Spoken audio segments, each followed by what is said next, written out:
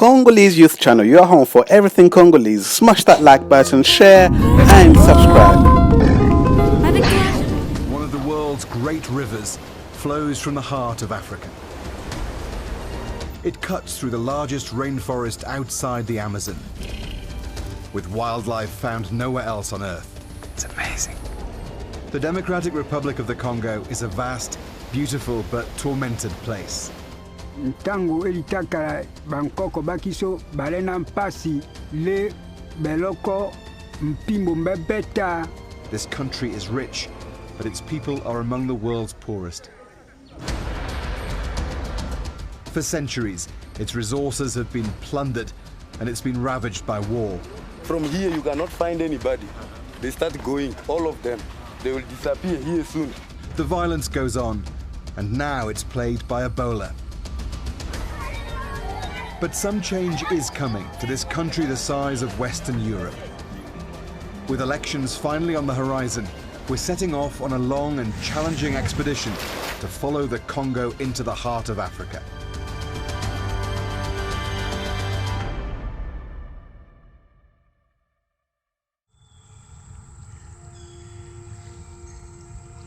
From the Atlantic Ocean to the heart of the continent, the Congo has always been a place of fear and mystery. The mouth of the river is lined with ancient mangrove swamps. It's an eerie and mysterious start to an epic adventure.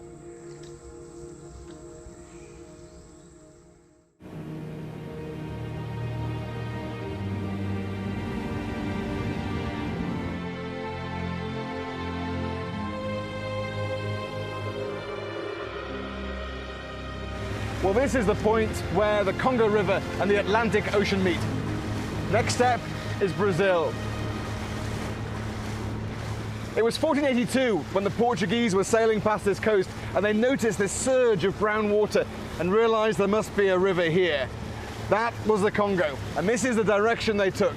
For 3,000 miles, we're going to take you up this great river to try and understand its history, its riches, its poverty, and its future.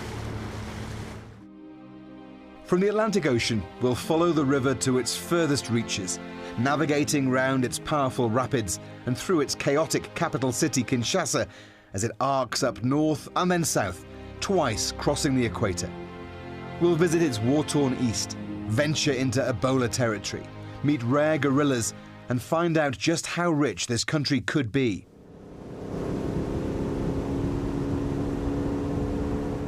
As they sailed up this first stretch of river, the Portuguese must have dreamed of the great riches that lay ahead. They found a well-organized society, the Kingdom of the Congo, open to their offers of trade. But less than 100 kilometers inland, they hit an obstacle that it would take centuries to get around. The rapids. A series of steep cataracts make this stretch of the Congo impassable by boat. And so this port, Boma, became a European centre of trade. Guns and goods came in, ivory and slaves went out. These odd monuments in the town reflect that past. It's not a great likeness, but that's Henry Morton Stanley, the first European to travel the Congo from its source to the sea.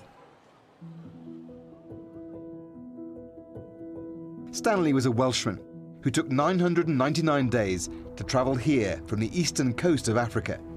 It was an epic journey and opened up the interior of Africa for exploitation. Le voyage de Stanley avait un but. Le but, comme je vous ai dit, pour le roi Léopold II, c'était à découvrir le Congo parce que quand il avait traversé le pays, il est allé dire aux Anglais, comme je vous ai dit, que j'ai découvert une partie de la terre qui a trop de richesses, mais ce n'est pas colonisé. Si les Anglais avaient accepté, les Anglais, nous, on allait être colonisés par les Anglais. Mais après tout, on lui a demandé d'aller voir le roi Léopold II qui avait des possibilités, et celui-là s'est intéressé du Congo. The Belgian king was looking for his own colony. The men met, and the Congo Free State was born. Boma was its capital. This was once the Governor-General's residence, but it's not a time in history that's remembered fondly.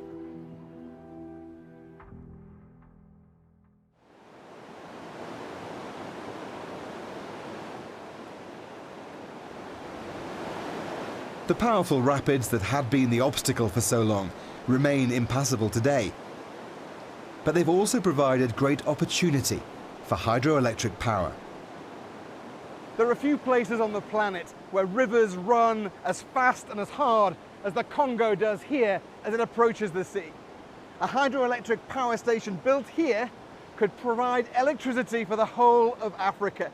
It would produce twice as much power as any other hydro plant on Earth. That is how rich the Congo could be if the resources were put to good use. They built 2 small power stations decades ago here at Inga, but there's always been a much more ambitious plan for a grand Inga Dam to be built across this whole valley. A deal has recently been signed to make that happen. Ce projet va permettre l'essor économique de toute l'Afrique. Parce que pour le moment, ce que l'Afrique a besoin, une source qui est sûre, une source qui est fiable.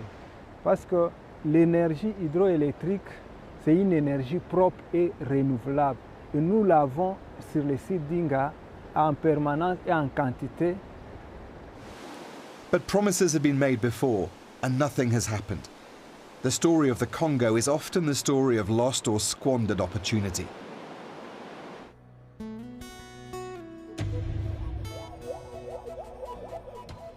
To get around the rapids means we need another form of transport.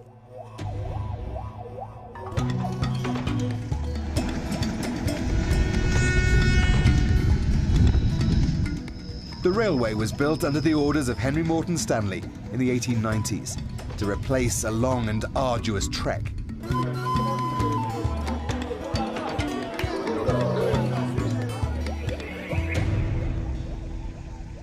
Around that time, Joseph Conrad walked the route to become a steamboat captain upriver. His diary became The Heart of Darkness, a novel whose title created a stereotype that still haunts the DRC today.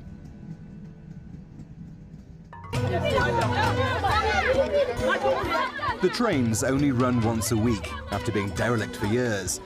It's an opportunity for the villagers along the way to sell as much as they can in a 5-minute mobile market.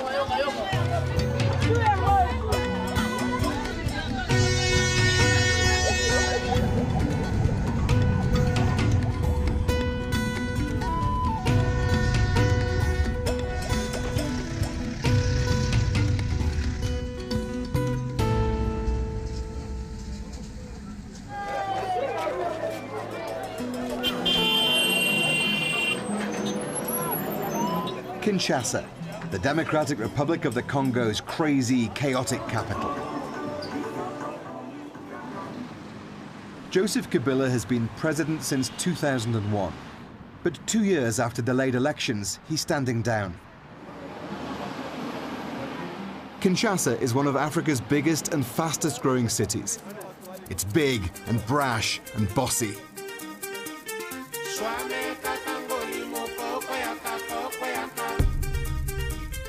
There's a strange but colourful subculture that's grown out of Kinshasa and across Africa. The sapeurs, who put their confidence on display. Comme on a eu Micho la princesse, naza sapeur nazala ana Congo, un défilé à léopard de la SAP. Princess is getting ready for a night out. The French acronym SAP, SAPE, stands for the Society of Ambience Makers and Elegant People, and she certainly fits the bill. Vous comprenez? Naza mamu tema be mambo ilamba pone ilamba donc na ko tambula nanga na vai nanga bona zana bino normal. Mais so na sina lati déjà Japon et mon asanjaka déjà tidia au senti pena ke donc tam so na lati mapangu na nzoto nanga. Bat musu ba osumba mituka, ba musu ba osumba mapangu mingana ozo mbonga osumba lupangu na osumba on ilamba. Na on pesa ngo idéologie fona zana ngo fier. Comprendre?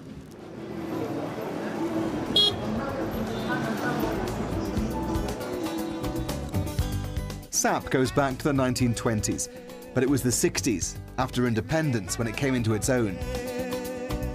When the musician Papa Wemba championed an extravagant dress code in direct opposition to the country's leader. President Mobutu decreed Western attire a symbol of colonialism, and it was forbidden. Today, thousands of Congolese sapeurs like Princess celebrate the art of dressing well.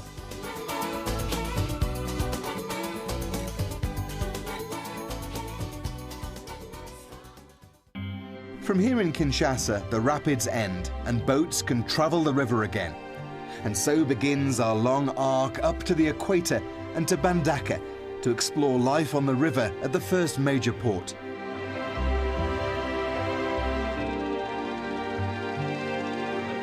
In a vast country with so few roads, this is the Congo superhighway.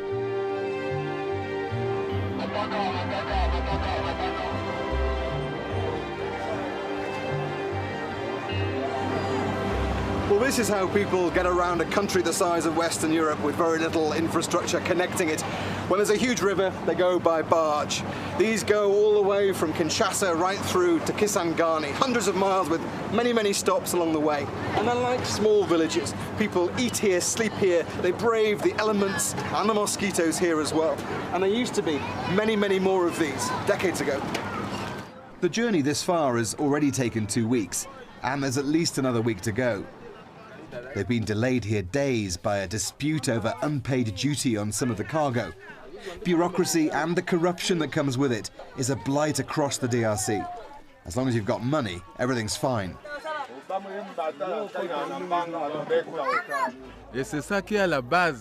This man's a big fan of traveling by barge. Just like a big family, he says.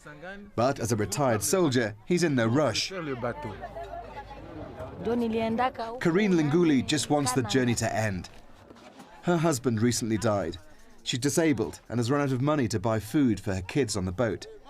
She's heading for a new start, with a Bible by her side.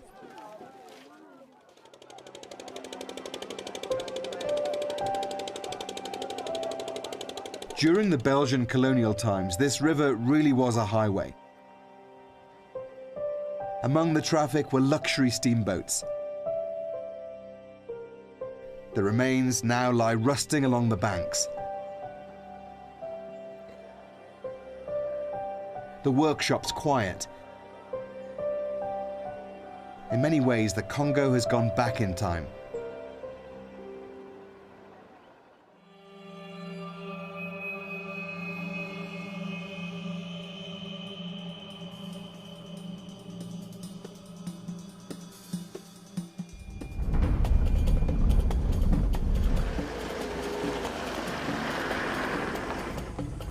It takes just 4 or 5 hours driving through the forest to meet people living a very traditional way of life.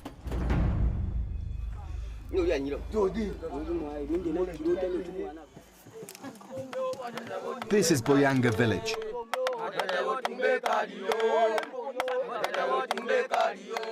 This pygmy ritual is to wish them good fortune, hunting in the forest. And we are going with them.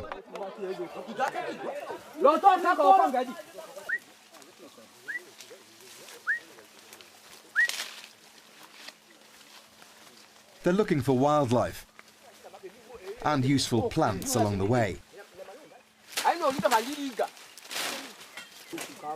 They block animal holes and use smoke to force them out.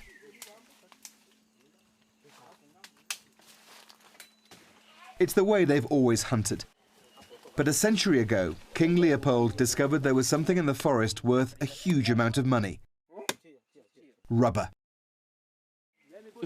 This white sap from the wild rubber vines could be collected and made into tires for bicycles and then cars. But before rubber plantations industrialized the process, this was the only source, deep in the forest. And so the pygmies were made to collect it. Ntango elitakala bankoko bakiso balena mpasi le beloko mpimbo mbebeta nkakanga donc mbloka nkomo epenyanya bon tofo le zéro tofo sale mpe rien to yala nko mpimpita bekpa bi tofo wate bekpa yanko bimpita déjà il y a le penyanya nkomo jamais. Le couteau caille, donc au coup si tu allais prison, mais quand même du au volé, donc aucun n'a pas au coup seconde au coup soit même l'anjo. The feared whip was called a chikot and made from dried hippo hide. But an even more brutal punishment was common. Some of those who didn't collect enough rubber had their hands cut off. Up to 10 million people died under the regime of King Leopold II. And early photographs of atrocities led to the world's first international human rights campaign. It hastened the end of King Leopold's rule, but his personal colony, which had made him rich, was handed over to Belgium in 1908, only for exploitation and brutality to continue. It was the Belgian Congo until 1960, even though there was little free about it for the Congolese. With independence came retribution and a great white flight from the country. Many Belgians left. The Congolese were handed a place rich with natural resources, but without the knowledge and training to use them. Such was the colonial style that few people were qualified doctors, academics, or tested leaders. The country was cast adrift.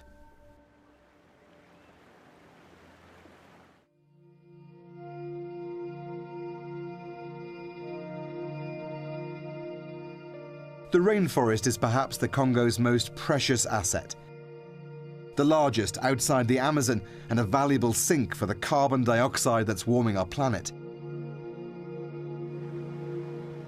But demand for charcoal means it's going up in smoke.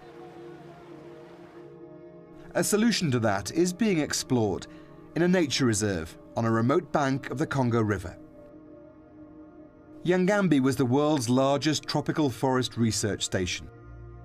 Hundreds of expats and their families lived and studied here until they left in the Congo crisis. At that point, everything ground to a halt.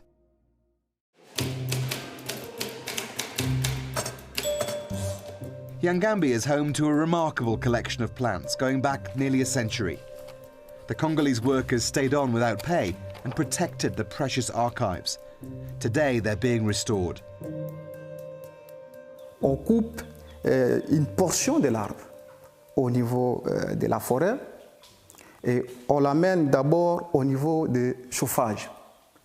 Et donc, ça quitte le chauffage, on monte donc sur une farde comme ça. There are more than 150,000 samples in the herbarium, which is being restored and rejuvenated, as it still has scientific value today for climate change research.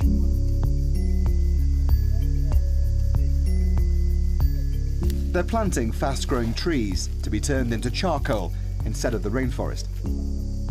And there's a bigger plan to generate electricity from biomass, burning an old, unproductive rubber plantation and then using these new trees to create a sustainable source of fuel. It's the usual balance between conservation and economic growth, and it's a battle being fought along the length of the Congo.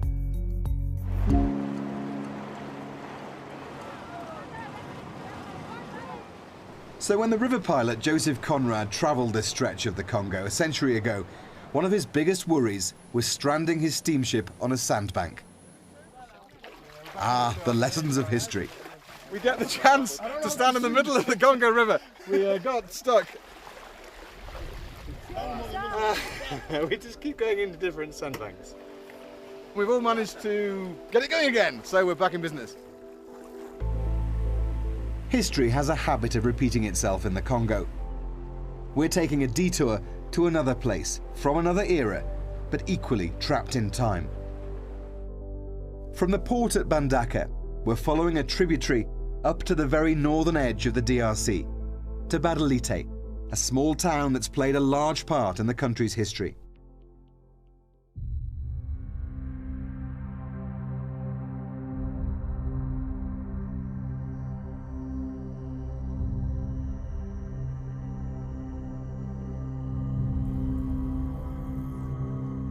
This strangely haunting place was the home of the man who ruled the Congo for more than 30 years.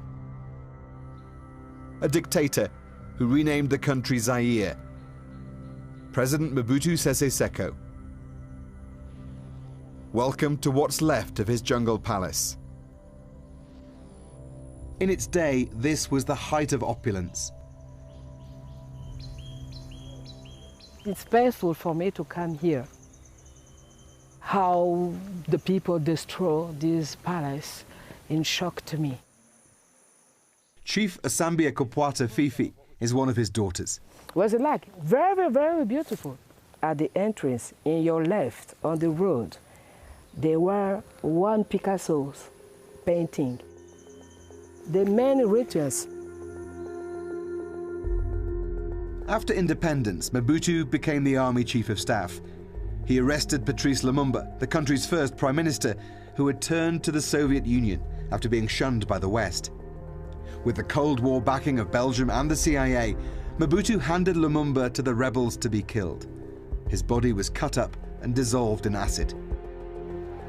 He is normally reclusive and camera-shy. It builds his mystique. The scale and pomp of this highly visible ceremony are designed to bolster his fast diminishing authority. It is also an unwitting acknowledgement that he knows he's in trouble. Mobutu transformed himself into a classic African dictator after becoming president in the 1965 coup. Political opponents and rivals were killed or tortured. His regime was totalitarian and corrupt. He got rich while the country got poor. What was he like as a person? A generous person. I tell you the truth, it's not only because it's my family, no. He liked all the children. He liked his family. He's been alleged to have been a terrible president, brutal. Oh, brutal? I don't think so. If you are brutal, you have to start it with your family. He never bites one of China, no, never. But it all came crashing down in 1997. An invasion and a coup forced Mobutu out, and he died in exile. It's when the looting here began, and when time stopped in Badalite.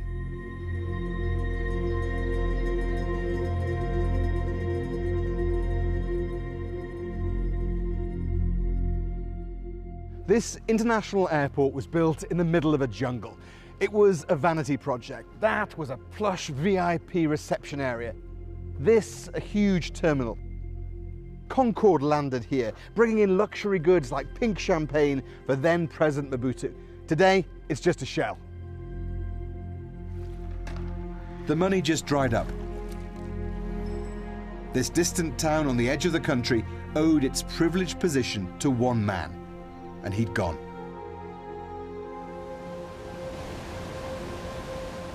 A while ago, the town's hydroelectric power station broke down. It takes 3 months for generator fuel to come upriver from Kinshasa, and then another 10 days or so for a tanker to negotiate a flood-damaged dirt road. The lights are off in Badalite. But we have to get back onto the river and head upstream, past Yangambi and on to Kisangani, the end of the line for river traffic, where rapids block the way, but once again provide an opportunity.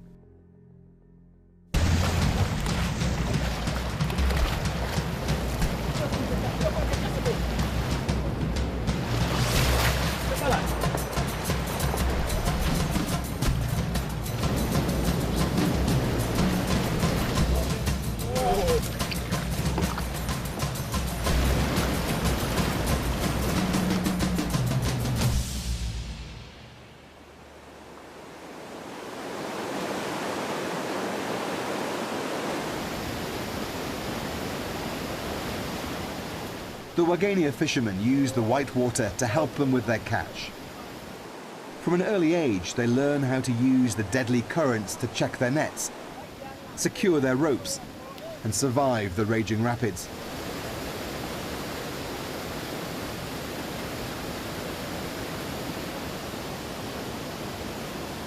These huge wicker baskets trap the fish. So when the water's really high, there are hundreds of these guys out here with hundreds of these nets, and they're pulling in huge fish. The water's not as high at the moment. You can see how dangerous it is today. Imagine when this is in full flood. It's crazy. They're brought up from little kids to do this, and they do it very skillfully.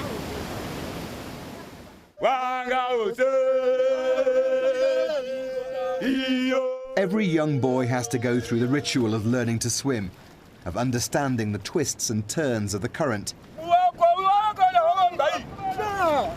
It's his first plunge into a tough life on the river. It was touch and go, but eventually he made it to safety.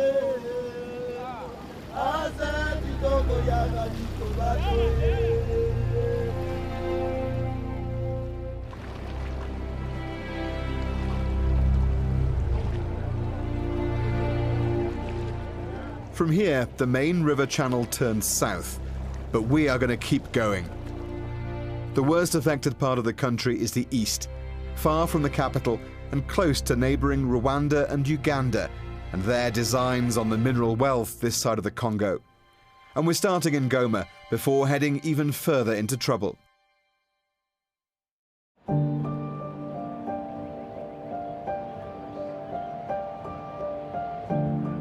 This city is home to a towering active volcano. This region is the epicenter of wars which have raged for the past 2 decades. Millions of people died in the fighting and in the humanitarian crisis that followed. Scores of armed groups are still active in this region today. You have these local conflicts that often displace hundreds of thousands of people, and there's an active Ebola outbreak.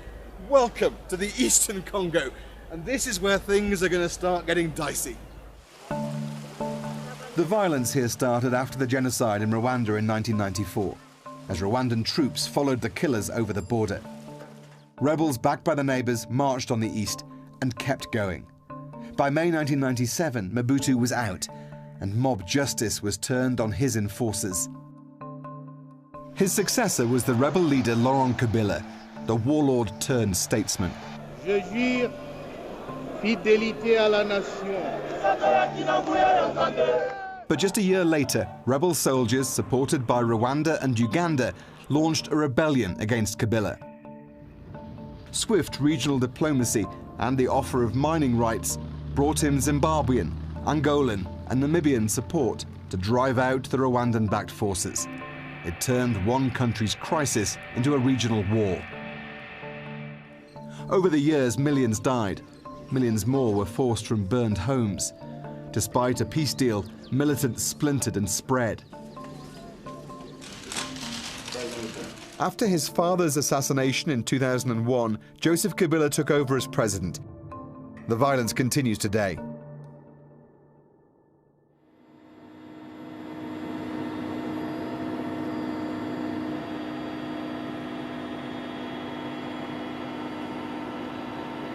We're flying with United Nations peacekeepers into one of the most dangerous parts of the country, Beni, in North Kivu.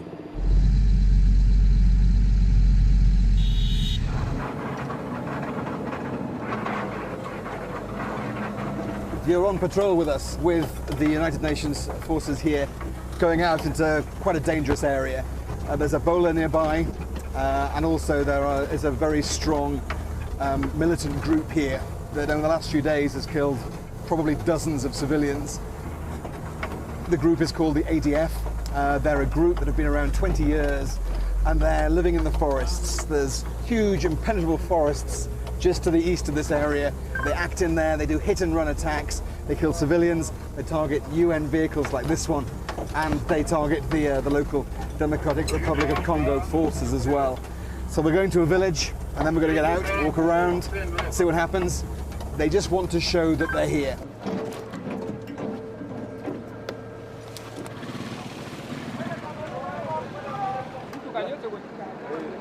First of all, the UN Malawian troops chat to the locals, just to get an idea of what's going on, if it's dangerous or not, and to show their presence in the area. From here, you cannot find anybody.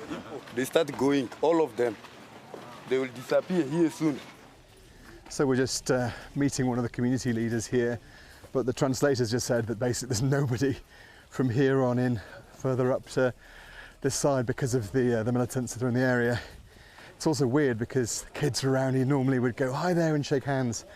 Can't touch anybody. We've been given very strict instructions. Don't touch anybody because of the risk of Ebola in this area. The UN isn't popular here. People are suspicious of soldiers, particularly from Western countries. They are wondering how can the enemy cross all of this bush and reach the town and start killing people just there at the town. So for them, they are feeling bad because they have suffered a lot. It's best not to hang around too long. After a short patrol around the town, it was straight back to base. It's hard to get much done when safety is such an issue, and they're only on the ground for a short period of time. The UN funding has been cut, and they're taking a new approach to getting forces with tougher rules of engagement out to the most dangerous places. It's a difficult balance for the commander. We have only 2 ways to really protect the civilian population here. Is to be able to deploy preventively, to arrive in the villages, the area on the civilians are, before the armed groups, is one. And the second one is to go after the armed groups which are imposing threats to this civilian population. The spokesman for the government says it wants the UN out by 2020, the whole UN. What would happen if you left? I believe that UN is making the difference here, because the state is not present in many areas of this country. There are remote areas here where we don't see the presence of the state. So if we left the area, I believe that the situation, based on the current environment, the situation could worsen very quickly. The situation here is already worsening, with increased attacks and the spread of Ebola across this part of the country. Much of the eastern Congo is in a state of conflict and instability. Historical tensions across this whole region often spark terrible violence, as happened in Kalemi, our next stop, down on the shores of Lake Tanganyika.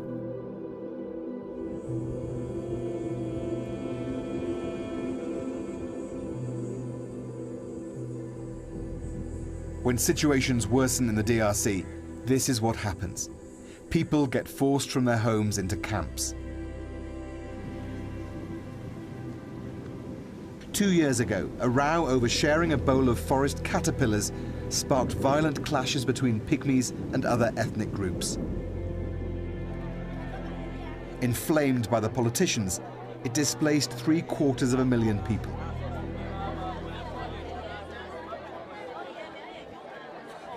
Ngande lubetwa yauna.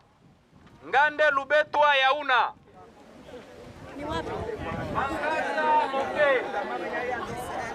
Mangaza moke. They're queuing up to make sure they're on the list for cash payments due to be given by the UN the following week. Aid workers check names to make sure they don't get too little or too much of what they're entitled to. Olombwe sikuzani. There are still many of these camps scattered across the town after the ethnic-based violence erupted into a brutal tit-for-tat of attacks. It's still too dangerous for most to go home, and terrible things were done by both sides. We met Estelle. One morning, the war came to her village without warning.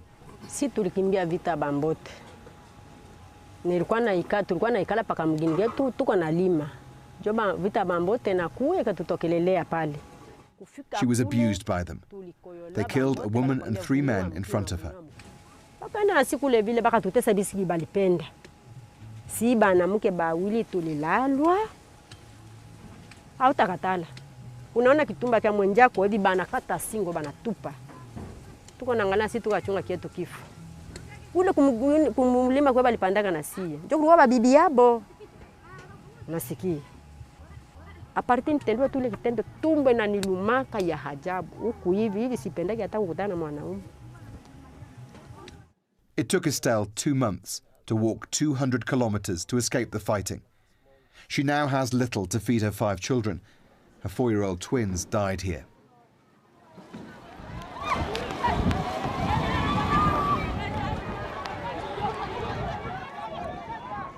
These hillsides are dry and exposed. The wind can whip up a small fire in no time, and there's little water to spare. It's not surprising people panic. A nearby camp was recently burnt to the ground. Life is tense and desperate. Everyone's on edge, just about surviving. But the slightest thing can spark a fight. This was over those burnt possessions. Across this country, there are 14 million people who need aid just to stay alive. 5 million people have been driven from their homes by fighting. We could have gone to so many places, but we've come here where hundreds of thousands of people have been forced from their villages to live in these kinds of camps or in local communities. They've been attacked and targeted in an ethnic fight, treated brutally and sadistically. There are scores of armed groups across this country. It's usually about strong men wanting more power, but it's also about a government that doesn't have control in these places. That has always been the story of the Congo. It was built that way. Violence and suffering is burned into its DNA. So much so that it's sometimes hard to see beyond. But in a young, vibrant and beautiful country, there is hope. Travelling towards the furthest reaches of the river, we're going to explore the rich mining regions of Katanga.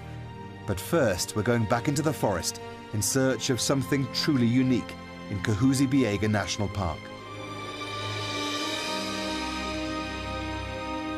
It's home to a critically endangered species, the eastern lowland gorillas.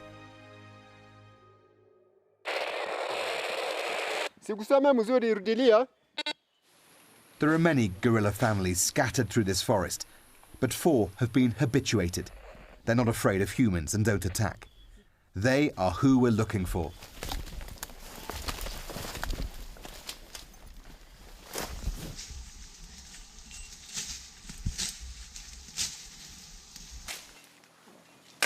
There is bamboo shoot here. It's the time of year when the gorillas feed on bamboo. We're following the mess they leave behind. They've been here. This is 10 minutes here. Really? Yes, 10 minutes? 10 minutes here ago they've been here.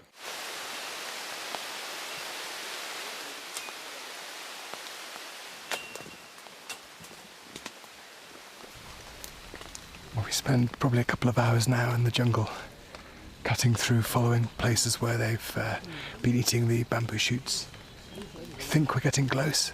A couple of times we've heard them, but the guys are still trying to pick up the trail now.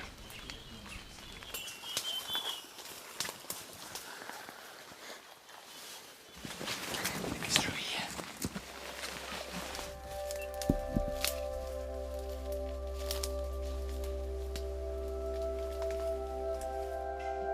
After 3 hours, we got our first glimpse just a few meters ahead.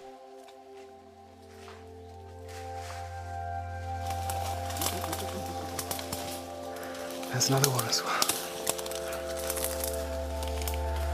That's the silverback.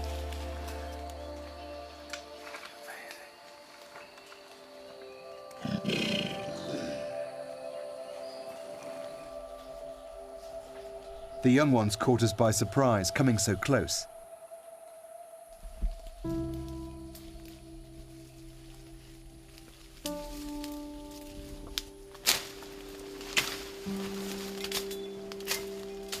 The masks we're wearing protect the gorillas from our germs.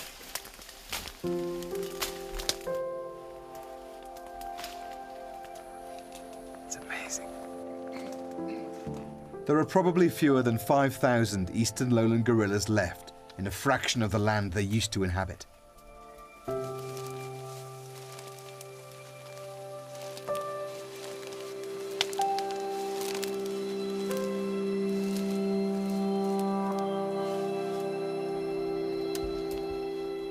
Being comfortable with humans allows visitors to come, to help pay for the conservation, but it's risky for them, with poachers and militant groups in the area. The first danger for gorilla is just the man, but in the jungle is no dangerous in the jungle because they're feeding leaves, they're feeding fruit, they're feeding bamboo. No dangerous for our gorilla here in Kahuzi-Biega National Park. And after the war here in Congo, those gorilla family, the number is increasing for our gorilla, and it's very important. It's a truly magical and unique experience. But again, there's that struggle between preserving nature and using the country's resources for economic growth when people are so poor.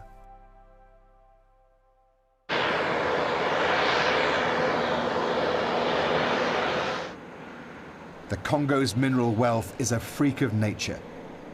Its earth is packed with metal ores like copper, coltan and cobalt, gold, diamonds, uranium, with vast seams in this part of Africa.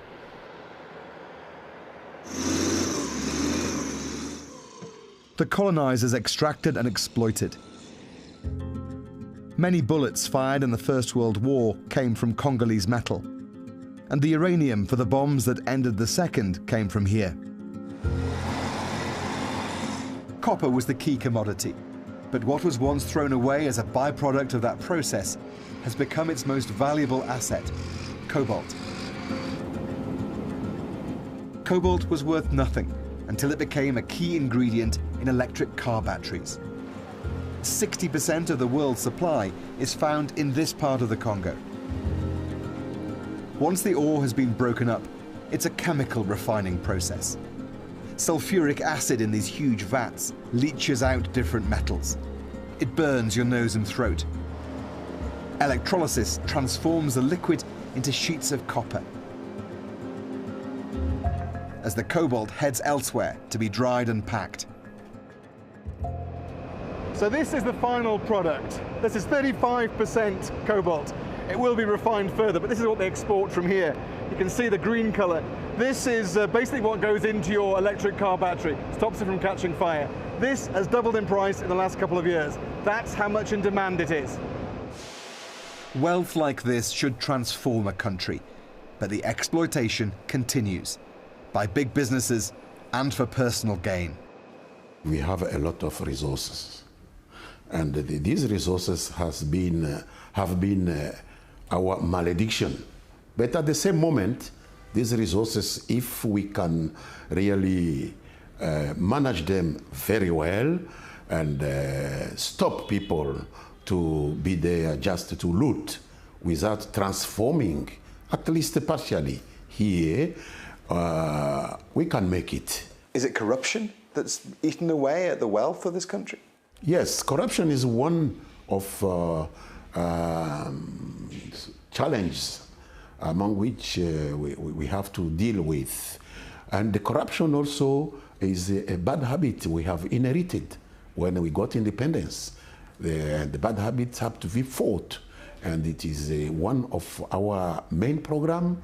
We can't say that we have won, but still we are trying really to finish it, because we can't maintain being a very rich country with a very poor people.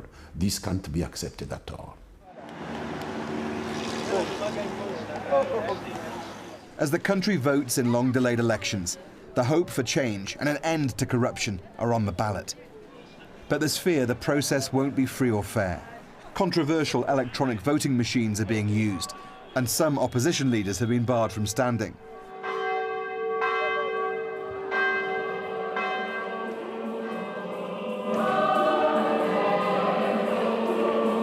For a long time now, a strong voice of opposition has come from the pews of the Catholic Church, as peaceful protests have been met with violence. Many critics have been forced underground, which is why we had to secretly meet a couple of young activists from a group called Lucha, or Struggle for Change. Ghislain Mahiwa was jailed for 6 months for leading illegal protests. He says he was recently beaten so badly, he spent 3 days in hospital.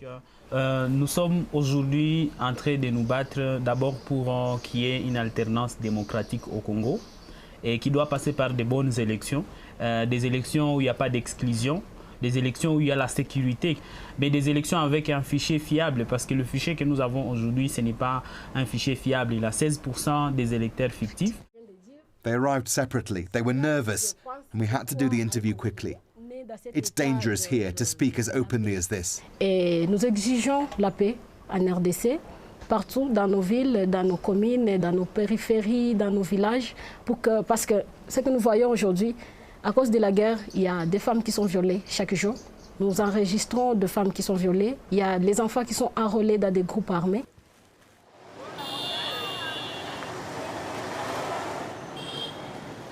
With Joseph Kabila not taking part, there is going to be a change in leadership. The majority hope it will be for the better, that the huge potential of the Congo will finally be realized.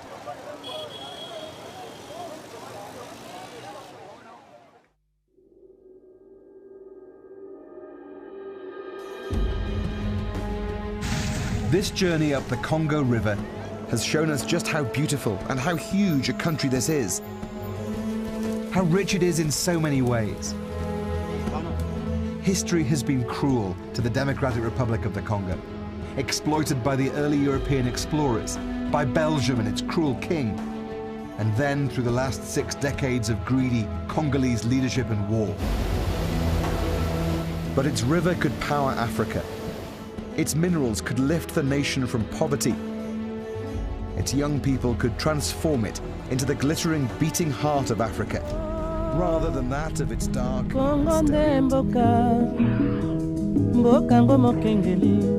mikolo tosekelaki na mosolo ya mboka Congo ekoki tofungwani misolelo tomoni bozoba nyonso tosali.